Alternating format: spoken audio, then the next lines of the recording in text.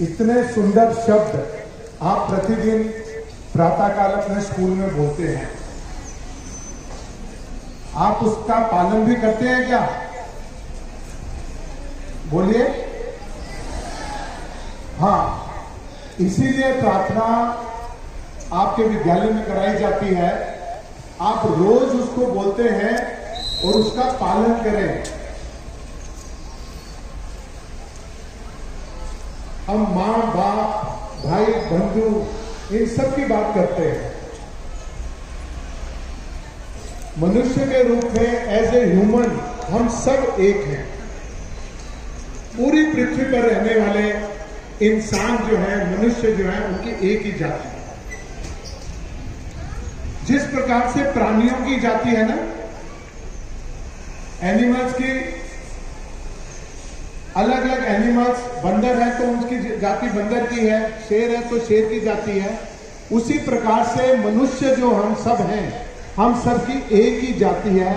और यही हमें हमारे संतों ने समय समय पर जो आए हैं, आप गुरु नानक देव पब्लिक स्कूल में पढ़ रहे हैं, उनकी भी शिक्षा यही थी कि सभी मनुष्य एक है।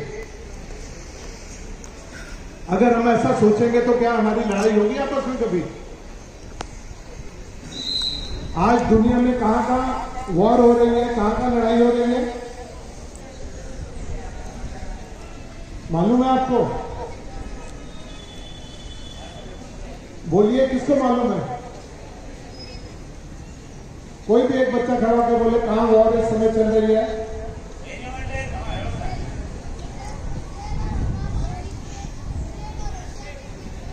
बिल्कुल ठीक है। तो ये क्यों युद्ध हो रहे हैं, वॉर क्यों हो रही है? इंसान का दुश्मन क्यों बन रहा है?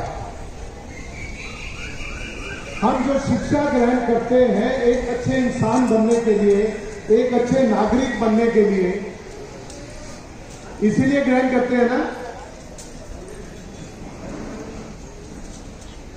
आप में से कितने बच्चे स्पोर्ट्स में हाथ खड़ा कीजिए, स्पोर्ट्स में एक्टिव जो पार्टिसिपेट करते हैं?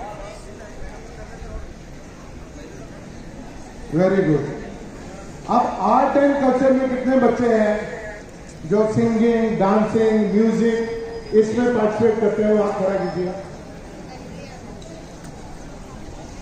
Very good. और बाकी बच्चों का इंटरेस्ट किसमें है? जिन्होंने हाथ खड़ा नहीं किया वो पढ़ाई के साथ और क्या करते हैं बताएंगे आप सबने हाथ खड़ा नहीं किए। कौन सी क्लास है ये? 10th क्लास में। मतलब स्टडी के अलावा और कोई एक्टिविटी नहीं करते आप?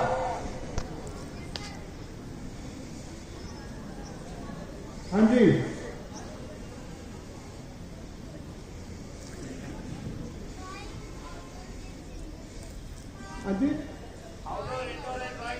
Very good. ड्राइंग भी आर्ट एंड कल्चर में आती है, आर्ट में आती है। अब 2-3 चीजें मैं आपसे डिस्कस करूंगा, केवल 15 से 20 मिनट हम बात करेंगे और मैं चाहूंगा कि आपस में हम इंटरेक्ट करें। हमारे ग्रंथों में लिखा हुआ है कि कलावहीन मनुष्य पशु समाना। जिस भी मनुष्य में कोई कला नहीं है वो पशु के समान है। कला का मतलब सिर्फ डांस और म्यूजिक ही नहीं है। एक अच्छी बातचीत करना भी एक कला है। आपके टीचर जब आपको क्लास में स्टडी कराते हैं तो उनका बताने का ढंग कितना अच्छा होता है। वो भी एक आर्ट है। आपकी प्रेजेंटेशन, आप कैसे सबसे अलग दिखे, पूरे देश में आपके डिस्ट्रिक्ट में पता लगना चाहिए कि बच्चे गुरु नानक पब्लिक स्कूल के हैं। इनके अंदर कुछ खास बात है जो बाकियों में नहीं है। सबसे पहले आपको यहाँ शिक्षा मिल रही है, लेकिन बच्चों को हमें सबसे पहले सोचना है कि हम पृथ्वी पर क्यों आए हैं। आपने सोचा कभी ये? हमें मनुष्य का जन्म मिला और कितने भाग्यशाली हैं, मनुष्य का जन्म मिला, हम अच्छे परिवार में हमारा जन्म हुआ और उसके बाद हमारे अच्छे स्कूल में हमारा आना हुआ। हम सब भाग्यशाली हैं? जोर से बोलिए। बिल्कुल, आप भाग्यशाली हैं। आप अच्छे स्कूल में हैं, आपके अच्छे माता पिता ने आपको अच्छी शिक्षा के लिए पैसे खर्च करके आपको यहां भेजा है। आप सबके यूनिफॉर्म में, आप सबके खाने पीने का पूरा ध्यान रखा जाता है। अब हमारा क्या कर्तव्य है? हमारा भी कर्तव्य है ना कि हम माता पिता जो हमारे बारे में सोच रहे हैं, हम उसको पूरा करें। लेकिन अपने अंदर के टैलेंट को पहचानना बहुत जरूरी है कि मैं किस सब्जेक्ट में सबसे अच्छा हूं, किस एक्टिविटी में सबसे अच्छा हूं। स्टडी के साथ सारी एक्टिविटीज में आपको पार्टिसिपेट करना है। साइंस की एक्टिविटी हो, कॉमर्स की एक्टिविटीज हो, आर्ट्स की एक्टिविटीज हो, डांस, म्यूजिक, पेंटिंग, स्कल्पचर, ये इनबिल्ट होता है, जिसके ऊपर परमपिता परमात्मा, गॉड, जो भी पावर है, उसकी कृपा होने से हम उस आर्ट के एक अच्छा सिंगर, क्या पैसा खर्च करके कोई अच्छा सिंगर बन सकता है क्या? तो आज अंबानी का बेटा सिंगर होता। जितने मल्टी बिलियनर हैं, उनके बच्चे किसी ना किसी आर्ट में सबसे आगे होते हैं ना। स्पोर्ट्समैन होते हैं, फुटबॉलर होते हैं, क्रिकेटर होते हैं, पेंटर होते हैं, लेकिन ऐसा नहीं है। जिस पर परमपिता परमात्मा की कृपा होती है, वही उस आर्ट में निपुण होता है। आप उसको तराश सकते हैं। पैसे से अच्छा कलाकार नहीं बन सकता कभी। आपके टीचर आपको तराश सकते हैं केवल, लेकिन वो गुण आपके अंदर होना चाहिए। अपने उस गुण को पहचानिए कि मैं किसमें सबसे बेस्ट हूं। प्रतिदिन अपने आप से बात कीजिए। 10 मिनट का समय कभी भी आंख बंद करके बैठिए और अपने से बात कीजिए, अपनी सोच से बात कीजिए। आपको सारे आंसर मिल जाएंगे। स्पिरिचुअल होना और रिलीजियस होने में बहुत फर्क है। अपने आप को जानना, जिस दिन आपने अपने आप को जान लिया, उस दिन आप श्रेष्ठ बन जाएंगे, बेस्ट बन जाएंगे। आपको मार्गदर्शन करने के लिए आपके टीचर्स हैं। सबका कोई ना कोई टीचर फेवरेट है ना? बोलिए। तो अपने फेवरेट टीचर से बात करनी है कि मेरी ये प्रॉब्लम है। सबसे पहले हमारे अध्यापक, हमारे टीचर, हमारे माँ बाप होते हैं। उसके बाद हमारे टीचर, जिन्होंने हमें नर्सरी से लेकर 12th तक पढ़ाया, उसके बाद हम कॉलेज में भी जाएंगे। कितने अध्यापक हमारे लिए मेहनत करते हैं। हमें ज्ञान, नॉलेज हमें स्वयं लेनी है। वो इंजेक्ट तो नहीं कर सकते ना। जो भी हमें ज्ञान मिलता है, हमें सिंसियर होकर उसको सुनना है। सब बच्चे शरारती होते हैं। आपस में बहुत सारी एक्टिविटीज हम करते हैं। आप में से भी कोई कुछ बच्चे बाकी बच्चों के हीरो है कि नहीं है यहां?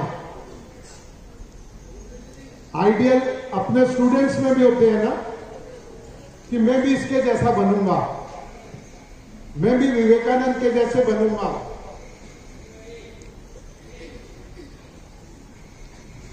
ऐसे विचार मन में आने हैं। आज मोबाइल, सोशल मीडिया इतना एक्टिव है, इसका हम अच्छा प्रयोग कैसे कर सकते हैं, इसके बारे में ध्यान करना है।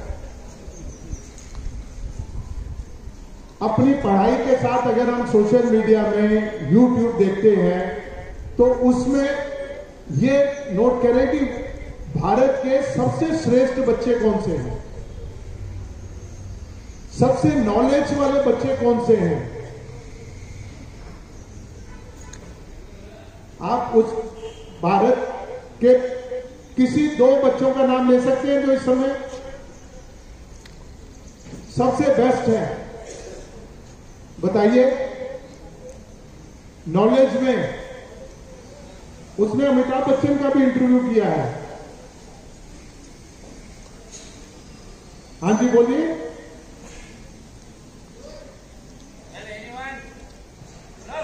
Anyone know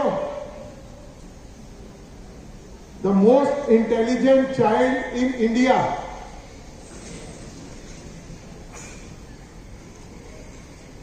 किसी को नहीं मालूम? यस, सर ने बोला, एक बार सब बोलेंगे, एक बार कौटिल्य, एक बार सब मिलके बोलिए।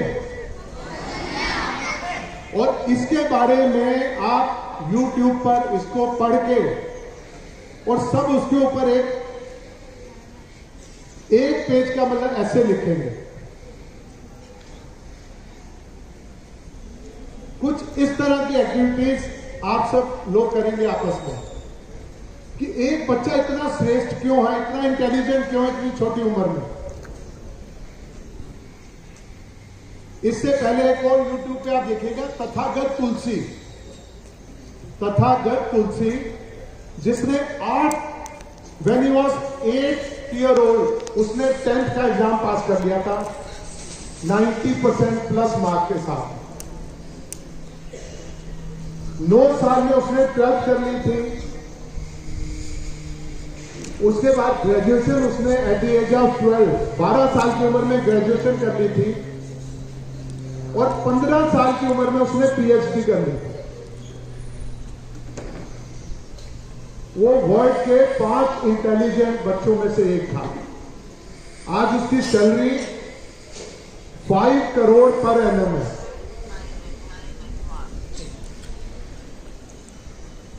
तो हमें आइडियल्स किनको बनाना है, उसके बारे में ऐसा सोचेंगे तभी तो हम कहीं पहुंचेंगे ना।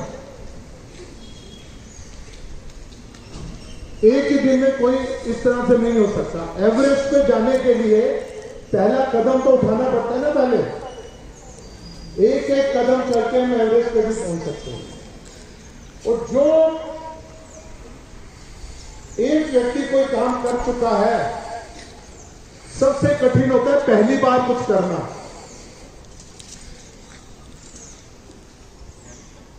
हम सब जो है दुनिया में 3 प्रकार के लोग होते हैं। एक अपनी मर्जी से काम करते हैं, दूसरे किसी को देखकर काम करते हैं और तीसरे किसी के द्वारा समझाने पर काम करते हैं। हमें इन सब चीजों से अपना मूल्यांकन करना है कि हम किसमें हैं। मेरे अंदर लीडर क्वालिटी है, मैं अच्छा स्पोर्ट्समैन बन सकता हूं, मैं क्या कुछ इन्वेंट कर सकता हूं। एक साइंटिस्ट जब कुछ इन्वेंट करता है तो कितने लोगों को फायदा होता है पूरी दुनिया में। हम अपने खाली समय में हिस्ट्री को पढ़ें, उन महान लोगों के बारे में पढ़ें, जितने साइंटिस्ट हैं, जितने ऋषि मुनि हैं, अलग अलग इतना ज्ञान है हमारे यहां। भारत एक ऐसा देश था जो पूरी दुनिया को ज्ञान देता था। सबसे बड़ी यूनिवर्सिटी भारत में थी। कोई मुझे नाम बता सकता है?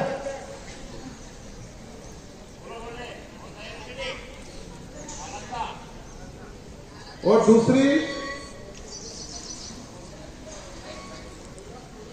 भारत में 2 यूनिवर्सिटी थी जिसमें पूरी दुनिया के लोग, राजा महाराजाओं के बच्चे भी पढ़ने के लिए आते थे। एक तक्षशिला और दूसरी नालंदा। नालंदा को इतनी लाइब्रेरी को जलाया गया जब 12 वर्षों तक उसमें आग लगी रही, इतनी पुस्तकें थी। बिहार में नालंदा विश्वविद्यालय था।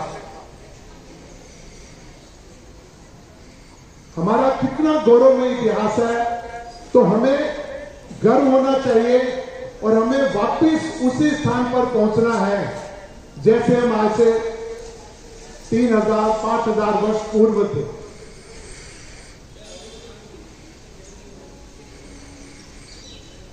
आपको मालूम है 0 किसने दिया? Very good. कितनी इन्वेंशन हुई है भारत में। हम समय समय पर आपके साथ आके कुछ वर्कशॉप किया करेंगे, थिएटर वर्कशॉप करेंगे, पेंटिंग कॉम्पिटिशन करेंगे, जिन जिन बच्चों का इंटरेस्ट है उन्हीं के साथ। इन एक्स्ट्रा एक्टिविटीज करने से आपके अंदर डेवलपमेंट होगी, आप एक अच्छे वक्ता बन सकते हैं। सबसे मुश्किल होता है हाउ टू एक्सप्रेस योरसेल्फ। हमारे पास ज्ञान है, बच्चा 100 में से 100 मार्क्स लेके आ रहा है, लेकिन वो अपनी बात कह नहीं पाता। ऐसा होता है ना कुछ के साथ? किसके साथ ऐसा होता है? मैं कहना कुछ चाहता हूं लेकिन बोल नहीं पाता हूं।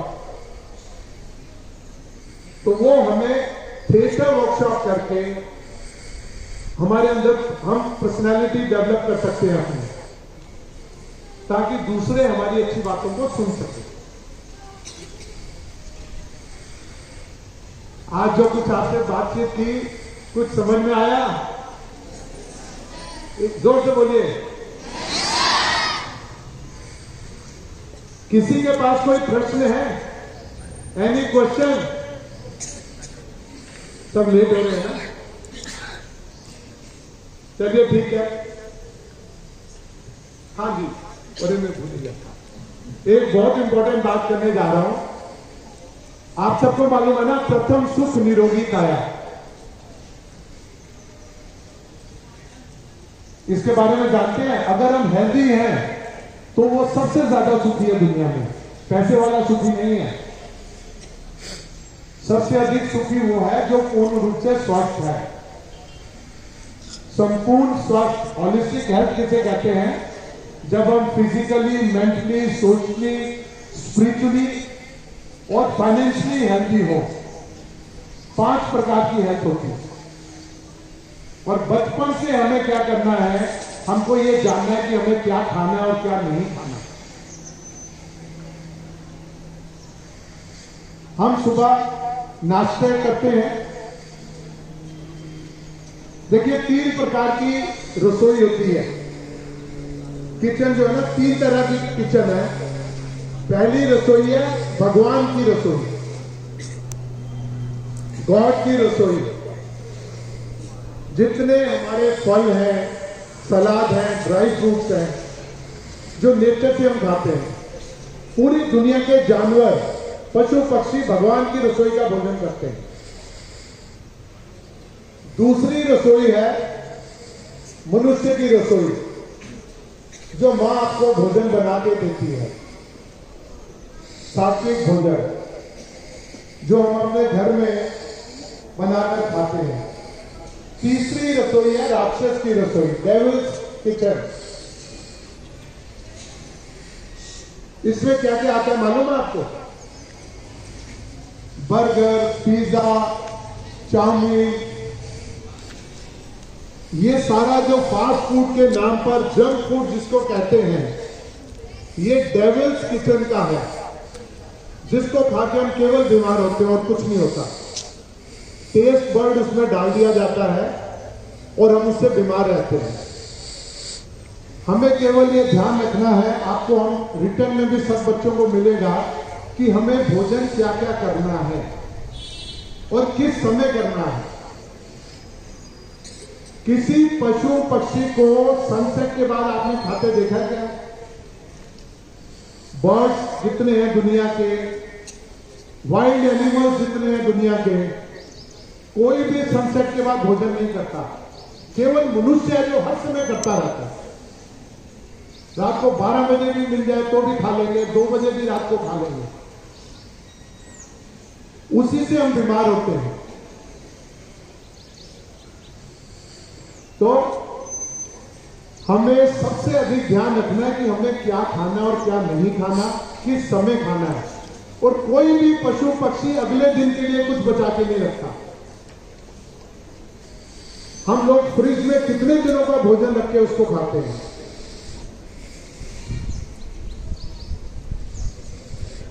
अगर स्वस्थ रहना है तो अपने घर से फ्रिज को बाहर फेंक दीजिए। उतना ही भोजन बनाइए जितना उस समय आप खा सकें। दूसरा, वेस्ट बिल्कुल नहीं करना। अपने भोजन की थाली में एक छोटा सा दाना भी वेस्ट नहीं करना है। आप जानते हैं किसान को उस अन्न को उगाने के लिए 3 से 6 महीने लगते हैं। कितनी मेहनत करता है ना वो। और हम भोजन को वेस्ट कर देते हैं क्योंकि हमारे पेरेंट्स ने तो हमें खूब, उनके पास कमी नहीं है, खूब भोजन हमें देते हैं करने के लिए। पर हमारे पूरी दुनिया में ऐसे लोग भी हैं जिनको खाने के लिए कुछ नहीं मिलता, वो भूखे रहते हैं। तो आप सबको हेल्दी होना है। बोलिए, हेल्दी कैसे होना है? बोलिए, क्या बोला था अभी?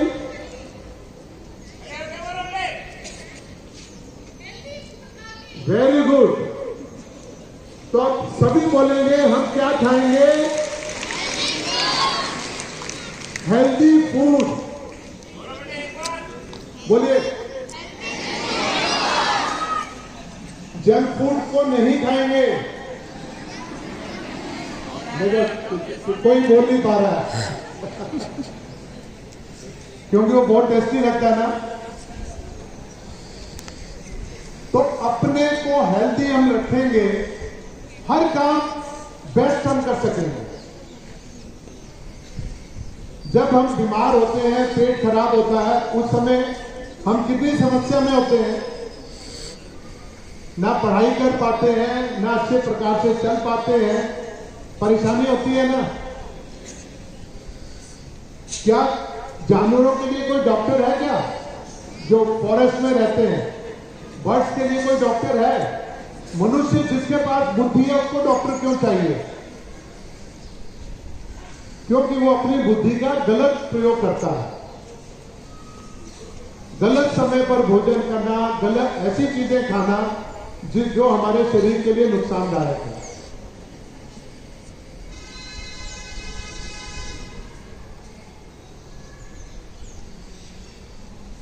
समझ में आ गया?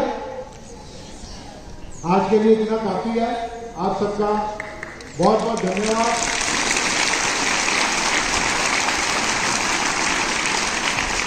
अच्छा, एक बार ताली बजाने का मैं आपको बताता हूँ। ताली किस प्रकार से बजानी है, अलग अलग ताली होती है। एनसीसी में ताली बजाना सीखा आपने? मुझे वो ताली बजा के सुनाइए एक बार। स्टार्ट। Wait. 1, 2, start.